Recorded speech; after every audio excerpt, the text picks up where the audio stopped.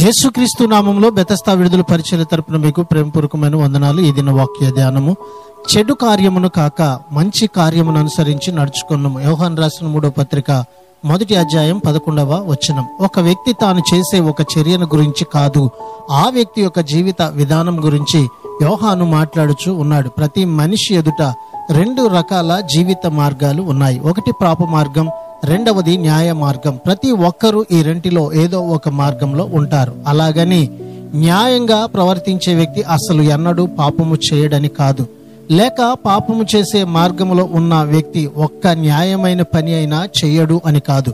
యోహాను ఒక వ్యక్తి జీవన యాత్ర అంతటిని మొత్తంగా దృష్టిలో ఉంచుకొని మాట్లాడుచూ ఉన్నాడు. న్యాయవంతుడి జీవితంలో న్యాయంగా ప్రవర్తించడం ముఖ్యంగా కనిపిస్తుంది. పాపము చేసే వ్యక్తి జీవితంలో అపరాధాలు చేయడం ముఖ్యంగా కనిపిస్తాయి. మంచి కార్యములు చేయవాడు దేవుని సంబంధిగా ఉంటాడు, చెడ్డ కార్యాలు చేయవాడు దేవునిని ఎరుగని వాడుగా ఉంటాడు. ఈ దిన వాక్యాన్ని బట్టి చెడ్డ కార్యములను విడిచిపెట్టి మంచి కార్యములు చేయొచ్చు, దేవుని సంబంధులుగా జీవిద్దాం. అట్టి కృపను ధన్యతను ప్రభు మనందరికీ దయచేయునుగాక. ప్రార్థన. మహాపరిశుద్ధుడా, మహోన్నతుడా, జీవము కలిగిన మా మంచి యేసయ్య, నీ మహాకృపను బట్టి మమ్మల్ని ప్రేమించి మరొక నూతన దినాన్ని మాకు ఇచ్చినందుకు నీకు వందనాలు, స్తోత్రాలు చెల్లిస్తూ మేము చెడ్డ కార్యములను విడిచిపెట్టి మంచి కార్యములు చేయొచ్చు నీ సన్నిధిలో ముందుకి కొనసాగే ధన్యత మాకందరికీ దయచేయమని యేసు పరిశుద్ధ నామంలో ప్రార్థించి అడిగి వేడుకుంటున్నాము తండ్రి.